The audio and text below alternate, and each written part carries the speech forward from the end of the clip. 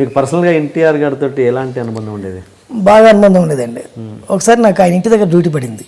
Night duty వేశారు. Night duty వేస్తే night ఉన్న లైట్లు వేసి పొద్దున్నే ఆయన 2 గంటలకు 3 గంటలకు అట్లా వేసేవారు. లేచేసరికి మేము కూడా ఆయనకంటే 1 గంట ముందు లేవాలి కదా మనం.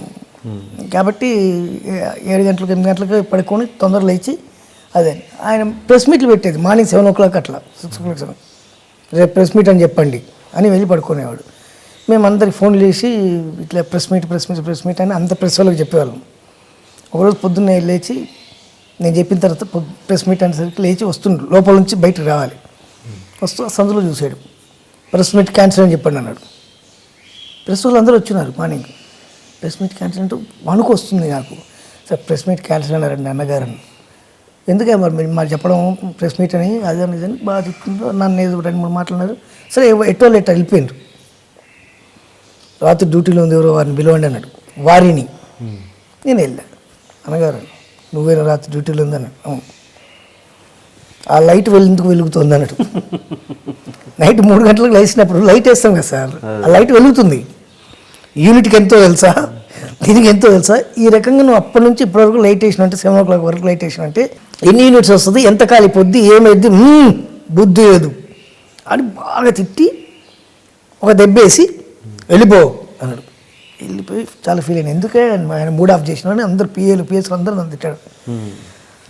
అర్ధగంట తర్వాత పెద్ద ఆయన పిలుస్తున్నాను. ఇక నన్ను ఇవాళ ఉతుకులే ఉంది నాకు అనుకున్నాను.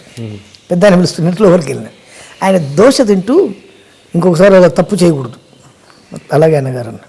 ఆ సగం దోశ తీసి నాకు పెట్టిండు. ఆ దోశ తిని చాలా అన్నగారు ఇంకా తింటారా అన్నాడు. వద్దు అన్నగారు అసలు దెబ్బలు కొడతారేమో అనుకుంటే దోశ పెట్టి పంపించిండు ఆయన. అట్లా ఆయన దగ్గర ఉన్న అనుబంధం అది. ఆయన నన్ను బొమ్మగారు అని పిలిచేవాడు. బొమ్మ టాకింగ్ డాల్ ఉండేది కాబట్టి బొమ్మగారు అని పిలిచేవాడు. ఈయనతో చంద్రబాబు గారితో అంటే ఇక వెరీ ఫ్రెండ్లీ అండి, వెరీ ఫ్రెండ్లీ. మాది ఇక డైరెక్ట్ ఉంటుంది అది అటాక్. ఇంట్లోకే డైరెక్ట్ బెడ్రూమ్లోకి వెళ్ళిపోతా. మిస్సెస్ తోటి కానీ పిల్లలతో కానీ వాళ్ళతో కానీ నాకు చాలా విపరీతమైన అనుబంధం. అంటే మీరు అక్కడ లైబ్రరీలో చేయడం వల్ల అక్కడ నుంచి స్టార్ట్ అవ్వడం వల్ల తెలుగుదేశంలో జాయిన్ అయ్యారా? అంతేనండి, దాంతో అనుబంధం. కేసీఆర్ గారు అప్పుడు రవాణా శాఖ మంత్రి చేసేవారు. వారు ఆయన ఎంత స్ట్రిక్ట్ అంటే కేసీఆర్ గారు అప్పుడే రవాణా శాఖ మంత్రి కానీ స్కూటర్ మీద వచ్చేవాడు. పక్కన పోలీసులు స్కూటర్ మీద వచ్చేవాడు. ఆయన కావాలని ఎట్లా జరుగుతుంది ఏం సంగతి అని చూడడానికి స్కూటర్ మీద వచ్చేవాడు అసెంబ్లీకి. అంత కారున్నా కూడా స్కూటర్ మీద వచ్చేవాడు. స్కూటర్ మీద వచ్చి చూసేవాడు అసలు ఎట్లా జరుగుతుంది ఏం సంగతి అని, పరిస్థితులు ఎట్లున్నాయి ఏం సంగతి అని. అప్పుడు బ్రహ్మాండమైన ఆ వారితో కూడా బాగా విపరీతమైన అనుబంధం ఉంది నాకు. వాళ్ళ ఫ్యామిలీతో కూడా మంచి అనుబంధం ఉంది.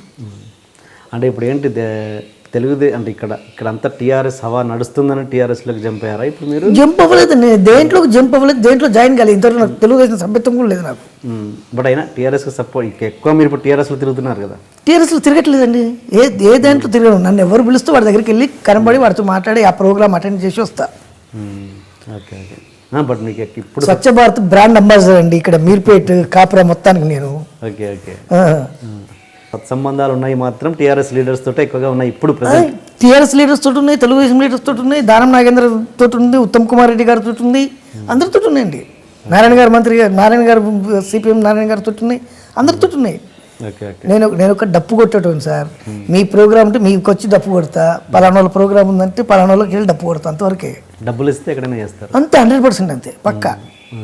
ఏ ప్రోగ్రామ్ అయినా చేస్తారు, ఏ ప్రోగ్రామ్ ఏం చేస్తా, ఏ పార్టీకి ఏం చేస్తా, ఎవరికైనా చేస్తా. పార్టీ అని కాదు, ఎలాంటి ప్రోగ్రామ్ అయినా, ఎలాంటి డబ్బులు ఇస్తే దేనికైనా సపోర్ట్ చేస్తా. బూత్లో ఏందైతే చేస్తా.